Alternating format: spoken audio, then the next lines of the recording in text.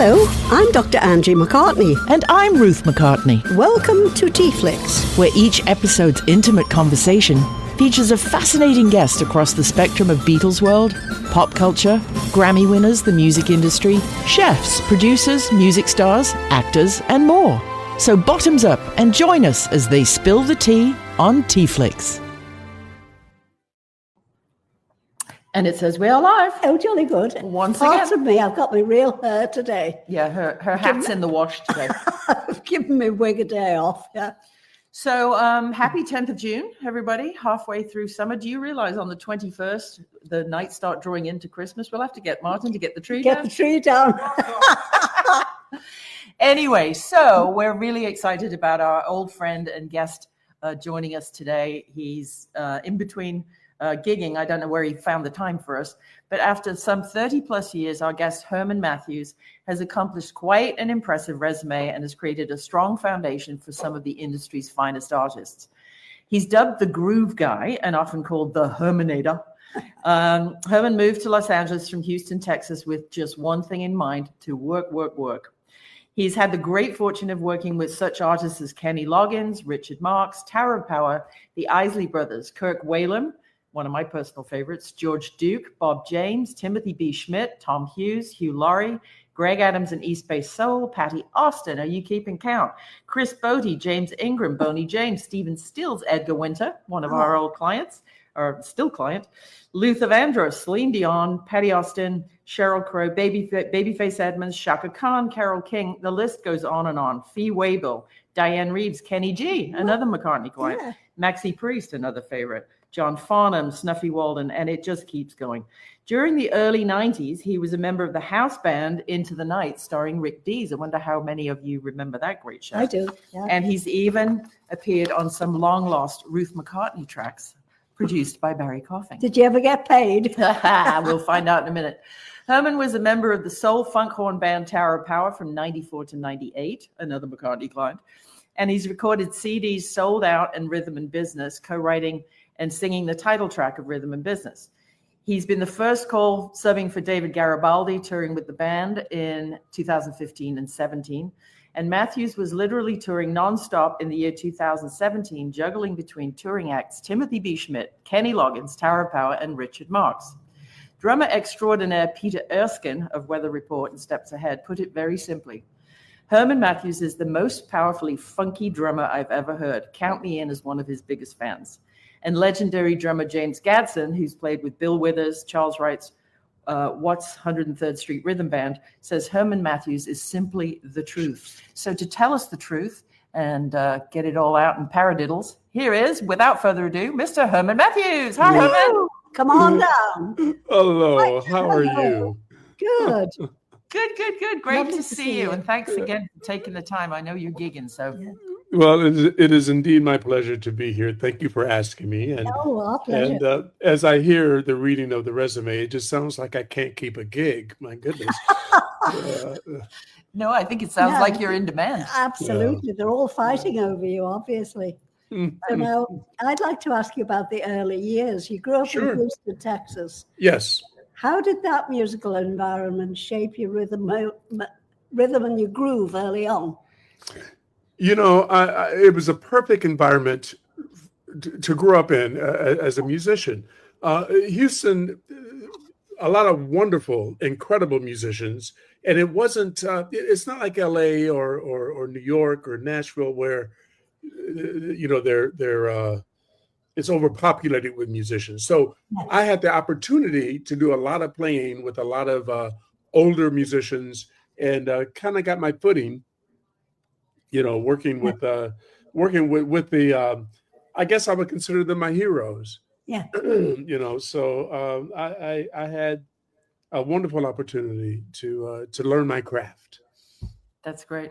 So do you remember the moment, was it as a child or as a adolescent, that you knew drumming was it? I mean, was it somebody in your family or your community or something you heard on the radio or so on? What was that light bulb moment for you? Well, first of all, my mother played piano and organ in the church. And I played with my uncle's organ trio.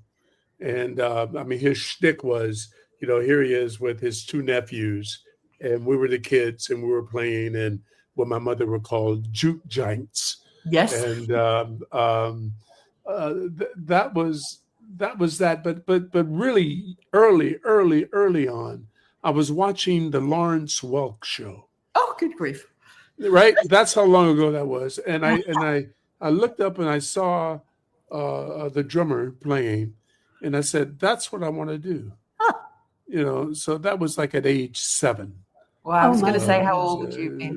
Yeah, that was 7. So, and of course, back then, I think that we had an advantage because, unlike today where you have the YouTube and everything is sort of instant, I would just watch those TV shows with those musicians playing, and I wanted to do that. And so it took time to soak in. Yeah, that's a lot of the musicians and producers that we've interviewed in our almost 200 episodes. Can you believe we've been doing this? Wow. They all seem to come to the realization of something just hits them through either TV or radio or a vinyl somebody brought home. And they're all between the ages of 5, 6, 7, and 8. It's really incredible that this is why I think music in the schools is so important. Indeed. Yeah. My mother my mother was a fan of all music. I mean, I said she played in the church, but she danced at all the clubs and was digging and all that. But I mean, growing up on the music of Motown and Stax, all of that. I mean, I had that in my household, and it was amazing. I mean, my mom would she would wake us up to go see like James Brown on the television, or Little Richard, or Liberace. It didn't matter. She would wake us up to see all of the artists that were on TV. Yes. Yeah, the first record I bought was Frida Payne, Band of Gold. Oh, wonderful record. Wonderful lady as well. I've worked with her. Really? Oh, I'd love to have met her. And I played it over and over and over. And eventually one of the little, the edge of the vinyl got chipped and I cried for about an hour. I was like, I'll never hear that song again. Yes, you will. And my dad said, no, you just don't put it on the chipped edge, put the needle a quarter way. So I missed the first ding, ding, ding, ding, ding. I couldn't hear it after that. Right. I love it. It was crazy. Now, you've been dubbed the groove guy, haven't you? Yes, ma'am. So, who were your groove heroes? Oh, wow. I mean, you know what? If you listen to all drummers, I mean, groove is, a part of their thing. But I mean, my heroes, being from Harvey Mason, Steve Gadd. I mean, even early on with the Stax drummers, I am a disciple of Al Jackson Jr., who's the drummer. Yeah. Who is a drummer that you understand who he is, and also Earl Palmer, who played on all of the Little Richards and Fats Domino stuff, and then later on became part of the Wrecking Crew here in Los Angeles. So those two, Al Jackson Jr. and Earl Palmer, my main heroes, my inspiration to this day. Right. Those are the guys that I think of. Interesting. I was watching the other day on the weekend your DW Top 5 Tracks interview that you did on YouTube, and Bernard Purdie and the Shuffle, and there's, I think the average man or woman in the street doesn't really realize how complicated percussion is. I won't call it drumming. It's percussion. It's really a part of not just your brain, but it engages your whole sense and your whole body when you play, right? Right. Well, I always said that everyone has an inner thing. I mean, an inner tribal, thing. You're right. Yeah. Rhythm. And whether they can do something with it, that's the other thing. Yes, drumming. I always equate drumming to the layman is that, when you're walking, you put your left foot out and then your right foot out and then your arms are swinging and all of that has to happen at the same time. That's the same thing with drumming, except that you're figuring out rhythms and complex things and I don't know. Well, different heights and different, I've seen, I think the last time I saw you was with Albert Lee at the Canyon. And sometimes you'll show up and you have to bring your own kit. And sometimes there'll be a house kit and the stool won't be the right height. But I mean, just the smallest thing can throw you off, right? Yes. And I'm particular about my things as well. Now, I mean, I suck it up and do what I have to do in order to make it work. But I've gotten so used to playing on foreign kits. All I need is a kick drum, a snare drum, a hi-hat, and maybe a ride cymbal. And I keep it simple in that way and try to make the most music I can from that. Right. I mean, that's kind of the school of Charlie Watts, isn't it? He didn't have a lot of drums. Correct. One of my heroes as well. Yeah. Right. Are you right-handed or left-handed? I'm right-handed, but playing drums or drumming for so long, I can do things with my left hand as well. Because we often talk about on this show how the rhythm section of the Beatles, Paul and Ringo, were both left-handed. Right. And Ringo in the early days, you got a gig in a club or a pub in Liverpool or Hamburg or wherever, and there was a house kit and it was set up like a kit. It wasn't anything special for a left-handed drummer. Right. I will say his brilliance is the fact that he was a left-handed drummer playing on a right-handed kit. Right. Absolutely. So all of his drum fills led with his left hand, which, when trying to figure that out, I was like, how is that happening? And then ding, he's left-handed. So, Yeah. It really does make a difference how the brain will process things, isn't it? Right brain, left hand, right hand, foot. Correct. All of that stuff. Correct. We were watching the new documentary Becoming Led Zeppelin last night, which I highly recommended on Netflix. And they did a whole piece about, of course, John Bonham, who was very rarely interviewed, but they had some great audio of him. And they of course asked him, well, what was your moment? And he said he saw a film when he was very young of Gene Krupa. Mm-hmm. And that influenced him that, the drums could actually have a voice, not just be at the back of the stage. And oh my goodness, I mean, Bonham, still to this day, we are doing and figuring out things that he did. Someone once told me who saw Bonham play, he was like the Buddy Rich of rock music. Yep. So John Bonham, one of my biggest heroes overall with what's happening with drumming today. Right. So yes. And I think Steve Gadd took more than a little hint from John Bonham too, right? Oh, Gadd is probably one of a fine gentleman. He is probably one of the finest musicians I've ever met. Not just drummers, but just musically. He is outstanding. So there you go. Yeah, and when you think about Led Zeppelin, only had 3 instruments. They had John Paul Jones on bass, Jimmy Page on guitar. I mean, obviously Robert Plant's voice is an instrument, but it's a 3-piece band like the Police. But and being from Texas, first of all, yes, Led Zeppelin made a lot of noise with what they had. And being from Texas, ZZ Top being a trio, once again, a lot of noise for just 3 people. That's right. Our friend Paul Moody, whose lovely late mum Jeannie was a big jazz concert sponsor down here in Playa del Rey. He's asking if either you or anybody in the crowd has any recollections of Louis Bellson.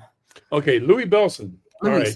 All right. Well, no, Louis Bellson, who, by the way, you put him in the same category as a Buddy Rich and all. When I was a kid, I went to FM Black Junior High School in Houston, Texas. My band director, Ann Price, God bless her, I love her. She took me to a clinic, a Louis Bellson clinic at the high school for the performing and visual arts, where I ended up going. But I saw Louis Bellson clinic, and he was not only an incredible musician, an incredible drummer, but very personable, and the nicest guy. And I got a chance to speak to him and told him that that Gene Krupa was one of my heroes as well. Right. And so years later, I'm playing in the HSPVA, or High School for Performing in Visual Arts, big band at a festival, and Louis Bellson was one of the headliners. And when I went up to introduce myself, I said, my name is, and he says Herman Matthews. Oh. And I'm going, because he remembered, from back then. So yes, he's the kindest, and just I God bless him. Yeah, that's great. Our friend Karen from Edinburgh in Scotland is saying, hi, Herman. I was listening to Outside from the Redwoods, the Kenny Loggins, just this morning. Great album. Yeah, that was a great album.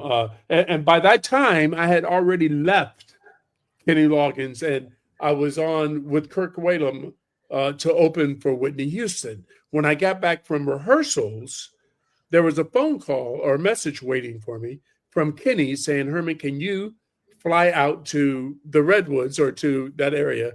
And because I need you to play on 3 songs. Oh, great. So yes. Were you able to? Oh, fabulous. Yes, flew in, had a quick rehearsal, did the 3 songs, and this is not a nudge to the drummer that was playing.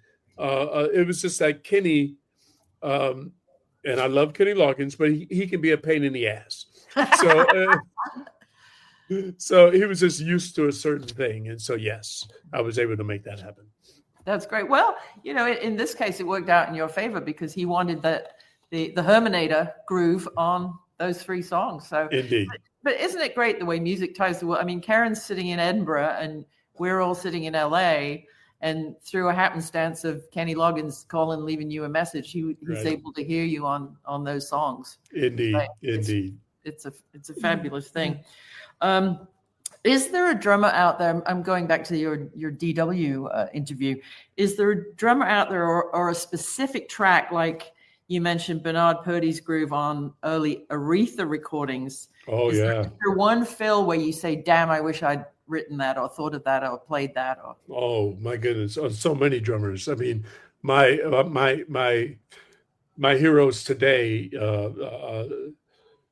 Charlie Drayton, the drummer who he's played on many things, but if you remember the vinyls, I Touch Myself. Yep, that was Charlie Drayton playing on that. He played on Love Shack. Oh wow! He's a dear friend, and yes, there are things that he does, and the simplest of things that he's done. And I said, I wish I would have thought of that. Yeah, and the other is Steve Jordan, who is now a Rolling Stone. He took Charlie Watts' place. His approach to music, so many things that he's done where I'm thinking, God, I wish I would have thought of that. So yeah, I mean, and they're just musical approaches to things, so right. Yeah. Right. Elizabeth in PA, she's saying Ginger Baker smashed it also. When you think about how many famous drummers there are, it's really quite impressive. The noise you guys make at the back of the stage is really touching people's hearts. Oh, and by the way, Dennis Iwell is putting out a book in September. Yes. Oh my goodness. Okay. Yeah. All right. I'll let you know more about it. Yeah. Exactly. Being a drummer, I teach at the Los Angeles College of Music, and I teach a performance class. And what I'm teaching those drummers basically is how to play in a group setting without having the lead singer turn around and throw their microphone at them. So I'm trying to teach them to be the best musicians that they can be, not necessarily the best drummers that they can be. Right. Because I think there's a way of drumming to where you can uplift a song without necessarily being the one making noise back there. So, right. Well, I mean, a lot of times we talk about, I don't think back in the day, it happens now, but Ringo got credit for a lot of the actual arranging. I mean, the way he could change from 4/4 to 3/4, and then, he knew when to do his fills and he knew when to shut up and let George's little guitar creep in, Right. Well, this is the other thing too. I mean, there's always that debate about Ringo and his drumming, and I am a Ringo fan. Yeah. And what people don't quite understand is that he was playing in a band with two amazing writers. Yeah. And they had their ideas of the way certain things should be.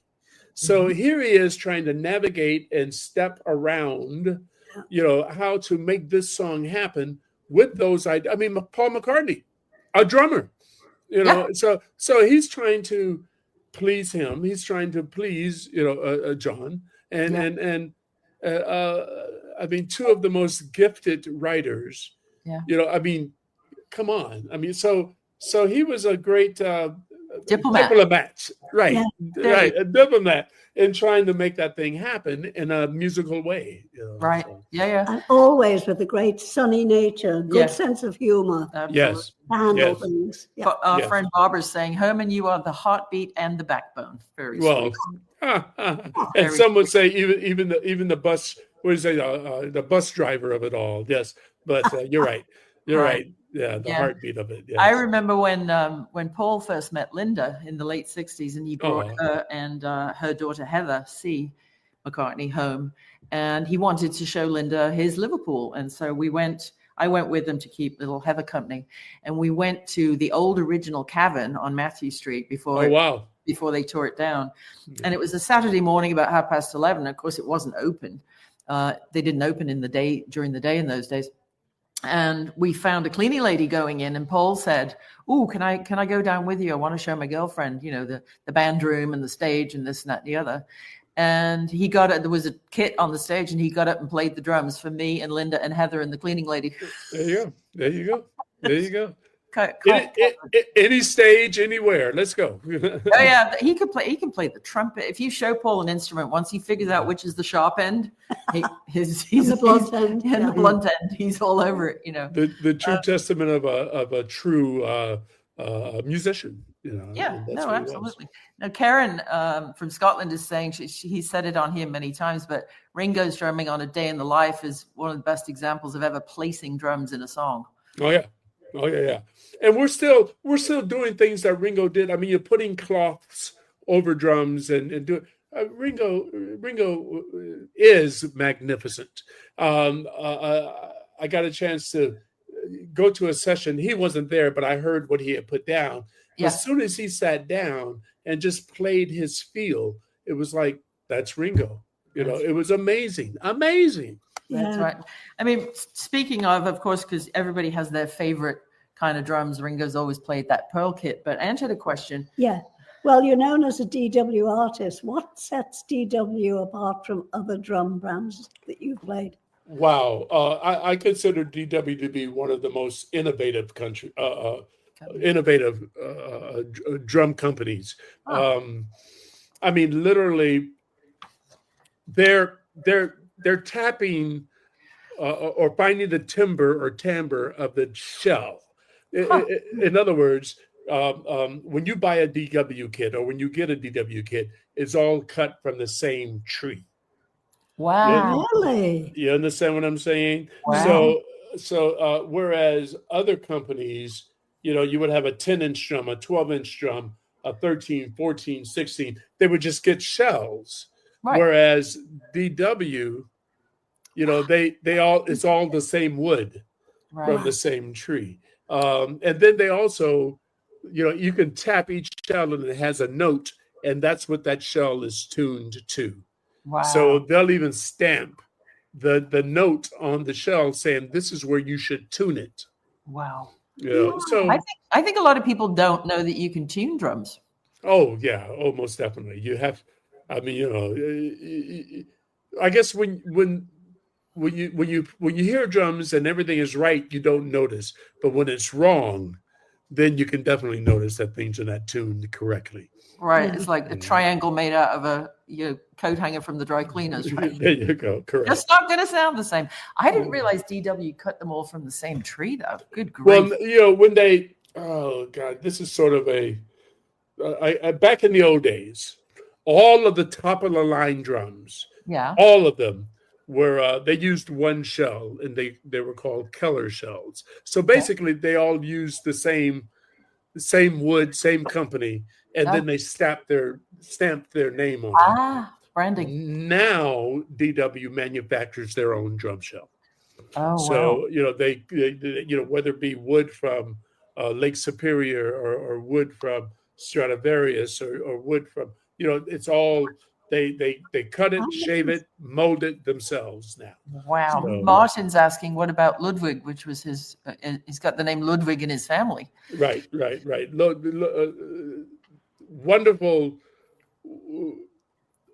Wonderful drums. I mean, there were like, 3 or 4 drum companies who really started it all, and Ludwig was one of them, or Ludwig. Right.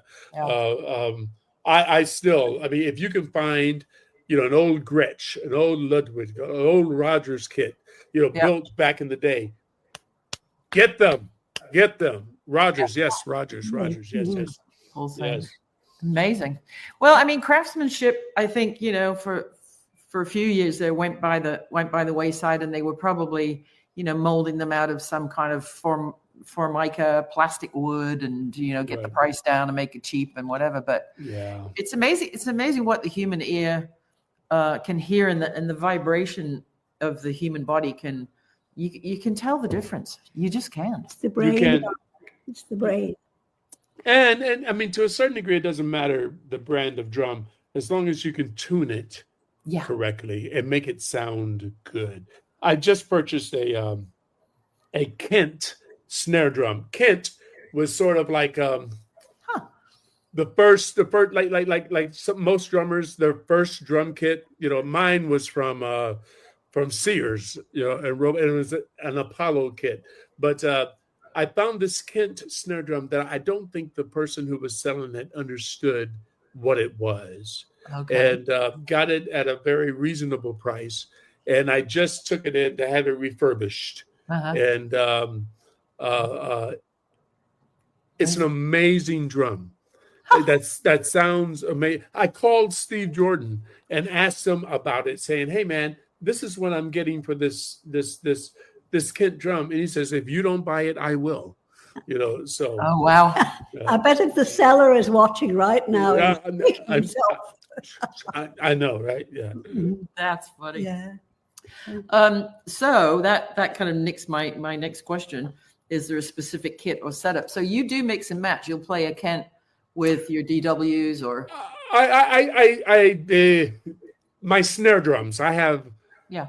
What is that question? How many snare drums, does a drummer need? Yeah, he says one more. And I made the mistake of talking to my wife and saying, "Well, how many pairs of shoes?" Just what I said. Right, and she's like going, "I don't know. How many snare drums?" So it kind of gets into I just wanted to say you've got more snare drums than Mrs. Matthews has shoes. Yes, indeed. And so it all comes down to I am a DW. I am a fanatic. I play DW drums and religiously. I sing their praises.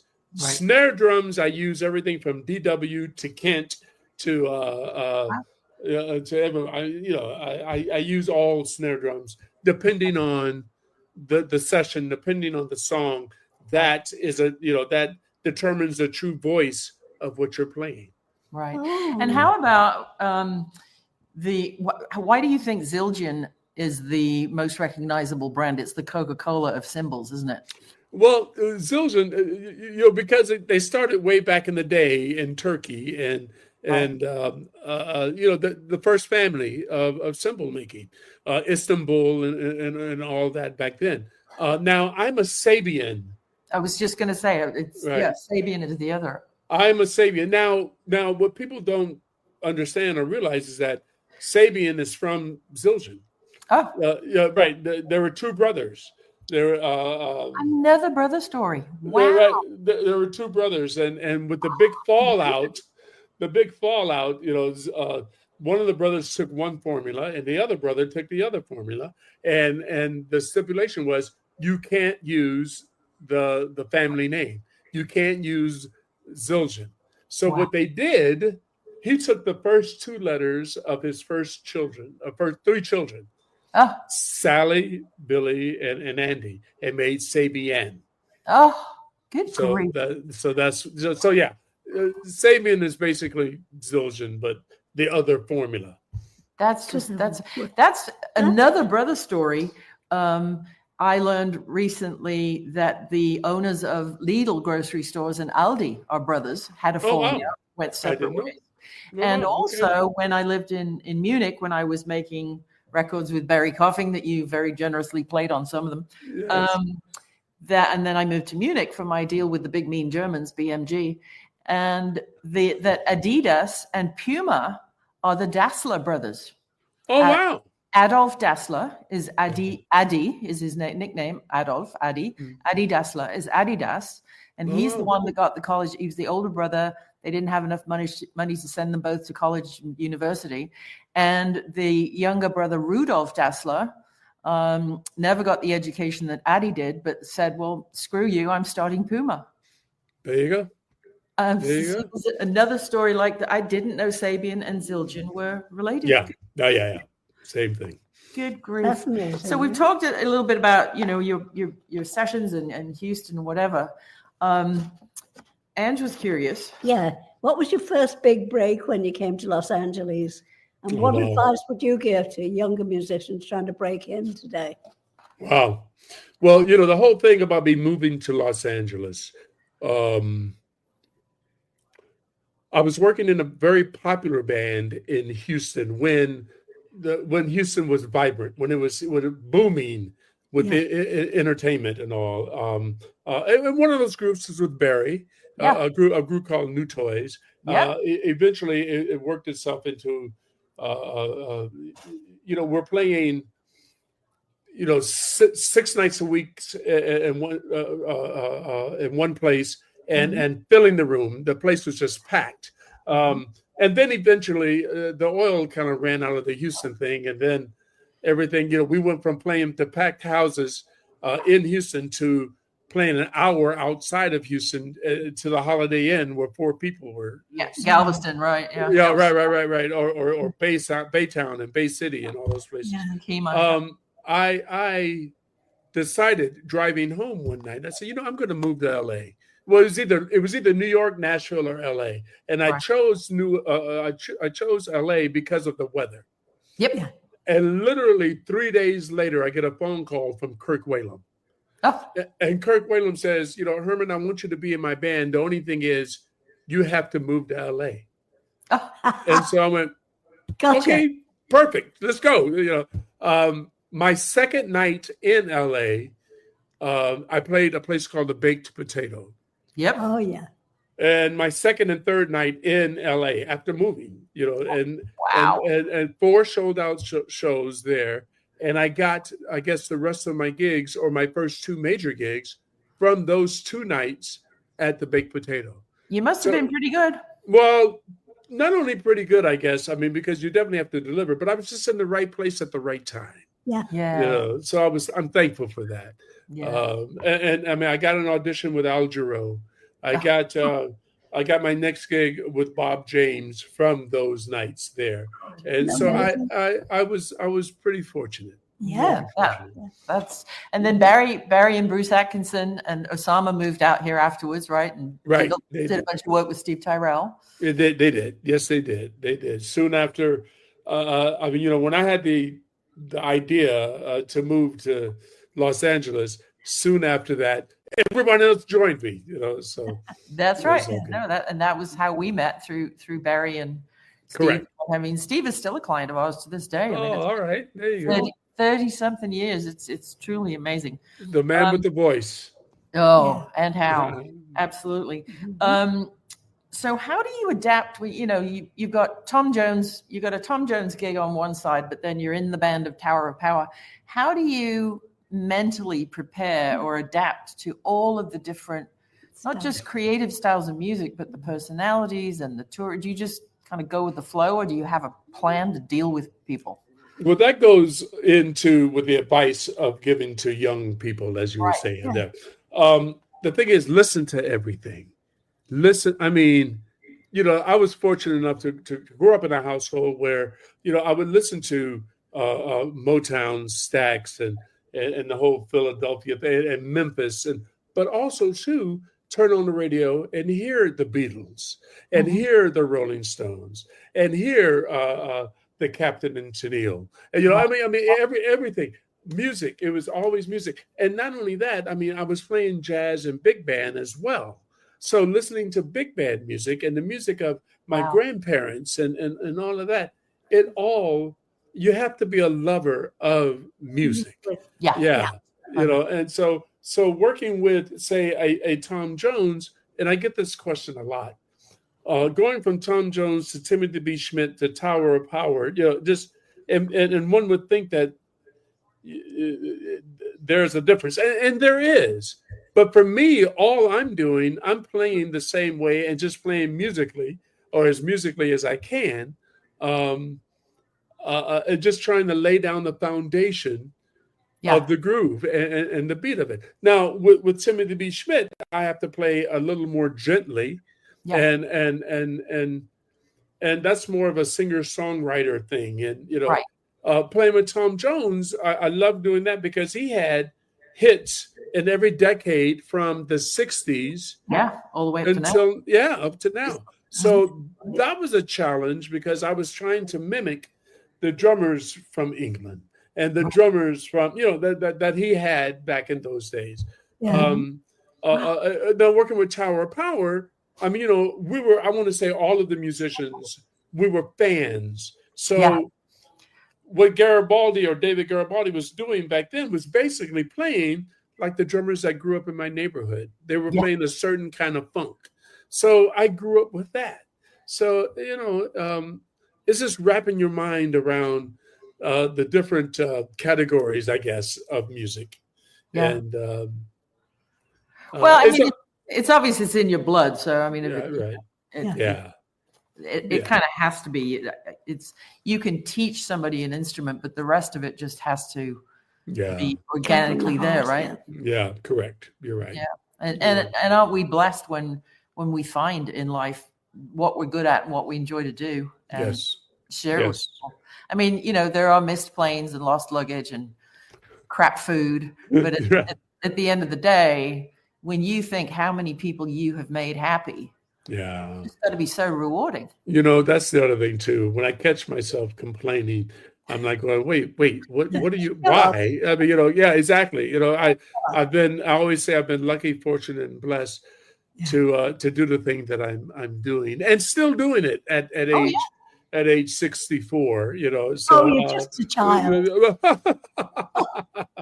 But I know, right? God bless you, dear. Oh my goodness. But like I say, I'm fortunate, and I have really nothing to complain about. I when my wife, she says, Herman, are you working? I said, I wish I could be working enough, and as she's trying to schedule just a dinner for us that go out, and I'm looking, I'm saying, well, I'm always complaining that I'm not working enough. But then I have no room in my schedule to make for my wife, So, so I'm working. I'm working plenty. So I'm thankful. Good. That's right. Our friend, who's also Houstonian, Mark Lindsay. Do you have a comment on the ever-growing size of kits that are being put together nowadays? The kits just seem to get bigger and bigger and bigger, don't they? Yeah. You know what? It's so funny. The first time I saw, I would always see rock drummers and not just rock drummers, but Billy Cobham, and I would see this massive kit. And for a while I played what I would consider a large kit, was basically a 1, 2, 3, 4, 5, a 6-piece kit, 2 tom-toms, 2 floor toms, a kick drum, and a snare. And for me, that was a large kit. Wow. But then I wrapped my mind around my heroes once again, Al Jackson Jr. The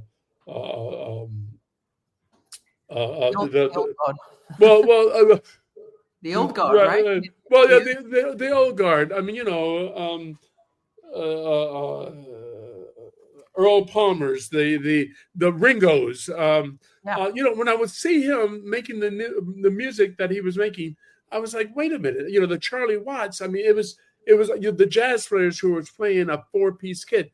Now I would say a 4-piece kit is what I usually play, and maybe an extra floor tom, when I'm doing a bigger gig. Right. But yeah, I try to tell musicians or drummers that you should be able to play a gig with a kick, snare, and a hi-hat. Wow. Okay. You should be able to. Yeah. All the rest of it is sort of the candy or the icing and just the fun of doing that. Now, don't get me wrong. When I look at Terry Bozzio, who has the kit of doom, he's able to make beautiful music from that. It's just too much for me to think of. I was working on in the 80s. I was working on a music video with a hair metal band called Quiet Riot, and we were out in South Pasadena in an old abandoned power station, and they had a 360 kit. I think it must have been a 100-piece kit. I don't know. Oh my goodness! Oh my! And the drummer was going around and around and around on a stool, and they had a camera on a gyroscope, and so it was at the beginning of AIDS, and they wanted to make a political statement. So they wanted to unroll a condom on the top of every cymbal, right? Oh, okay. And so I said, well, I have to make a run to the thrifty drugstore. How many do you need? And they're like, oh, well, I don't know. Get 3 dozen, 4, I don't know. So I said, okay, I'm going to the store. Anybody need anything? And the wardrobe lady said, oh, yes, we're coming back tomorrow. So we have to Polaroid all the extras so they all wear the same thing. And then the director said, well, yeah, get some rap beers, get like 3 cases of beer and a dozen bottles of, Jack Daniels and this, that, and the other. So there I am at 10 o'clock in South Pasadena on Fair Oaks Avenue. On a Sunday. 23 years old on a Sunday with the company gold card. And I've got like 6 dozen condoms, 3 cases of beer, 4 cases of Polaroid film, and 6 bottles of Jack Daniels. I can only imagine. My goodness. And I check it out, and the guy behind me in the shopping line goes, do you need any help out? Should I follow you home and help you unload? Like, where are you going on a Sunday morning? I said, it's a music video shoot. He said, sure it is. I love it. Well, the thing is with part of it, I mean, and this goes into part of it with all of the drums and all of the things. Part of it is a spectacle. It is the show. And the plus is if a drummer can play all of that, then God bless. It also goes down to, people always look for the drum solo at the concert. They want to hear the big, and I've never been a fan of that either. I mean, literally, as much as I love Van Halen and watching Alex play, whenever he got time to do his drum solo, that's when I would get up and say, okay, who wants a beer? And I would go and get all, I just find in some cases it's the least musical part of a show. Now, don't get me wrong. There are many drummers who can play excellent drum solos, and they're incredible. I'm just not one of those guys that you don't want to be the belle of the ball. Yeah, I don't look forward to doing that. You can just give me my drum kit. You don't have to give me a stage or a drum riser. Just put me on the floor. You don't have to light me up. Just pay me at the end of the night when I. That's right. An old friend of the show, Patty Patel, is saying, "Hello, Herman. You are the best. Hanging with you in the K. Loggins days was a thrill. You're a gentleman, if ever there was one. Stay well." Oh, bless you, dear. Bless you. It's good seeing you, Patty. My goodness. Yeah, absolutely. So, let's talk about your own band, Fatback Earl and me. So, okay. Yeah. What inspired this project? How did the group come together? How did it come together? Listening to all of the bad bands that are out there and wedding bands and things of that nature. The reason why my band exists is because I didn't want to be those bands. No, once again, let me clarify. There are many incredible working musicians who play in wedding bands. And we need them. Yeah, and we need them, yes. What I wanted, because I have a problem with featuring me, and the whole drum solo thing and all of that. I always tell people I decided to put together a band so that I wouldn't have to do a drum solo. With me, the love of horns and playing with bands like Tower of Power. Let me start it this way. Remember the club Cafe Cordial? Oh, yes, on Ventura Boulevard. So I would put together bands, they would let me do that. And and just, and I would call it a different name every week and just have fun playing music. And because we weren't getting paid a whole lot of money, my thing was, well, you know, if the song requires 2 guitarists and 3 horns and an organ player, why not bring everybody in? We're not getting paid anyways, so let's just have fun. Right. So the start of Fatback Girl and Me was sort of reminiscent of those days. I see. And I said, well, let's put together a band. And I have 2 singers, 3 horn players, an organ player, a keyboard player, a percussionist, a guitar player, a bass player, and drums. And it was only supposed to be for 1 or 2 shows. Yeah. But it has caught on. Yep. So now we're playing once a month, you know, whether it be at the Baked Potato or coming up soon at Herb Alpert's Vibrato, July 2nd. Yeah, right. Or whether it be at Club Louis, which used to be Bogey's. We're playing once a month, and which is really enough for us.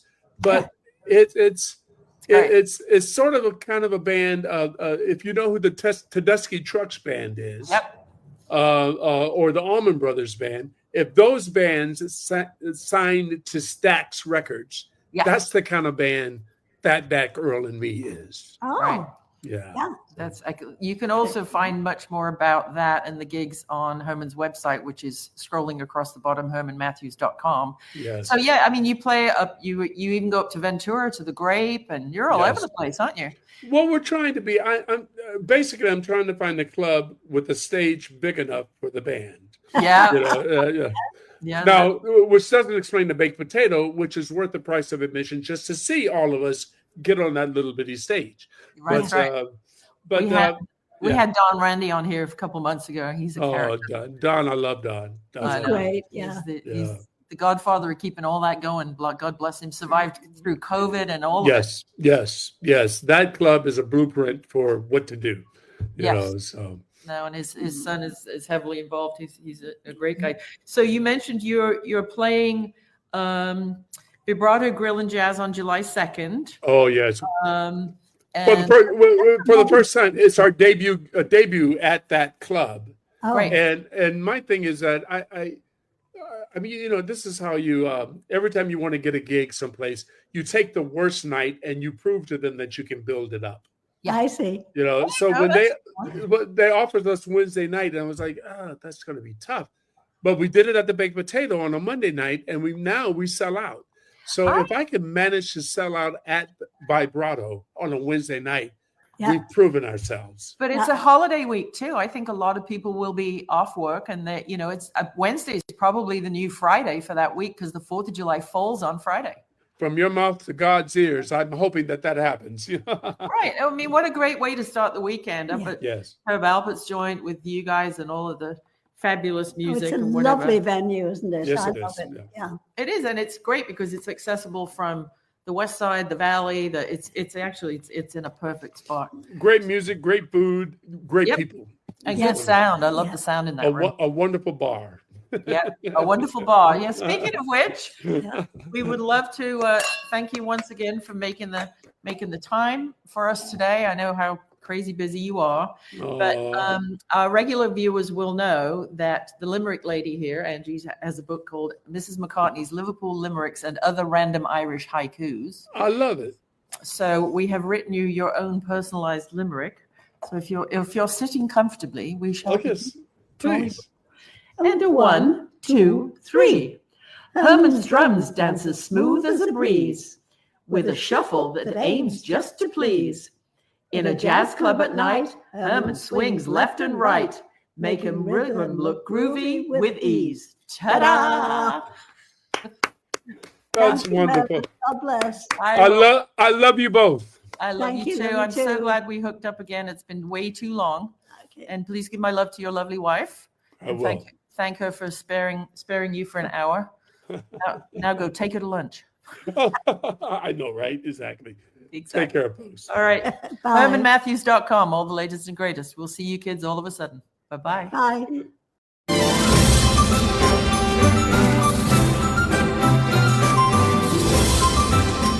Thanks for tuning in to TeaFlix, and check out Dr. Angie's books, Organic Teas and CBD, at mrsmccartneysteas.com. Toodle pip!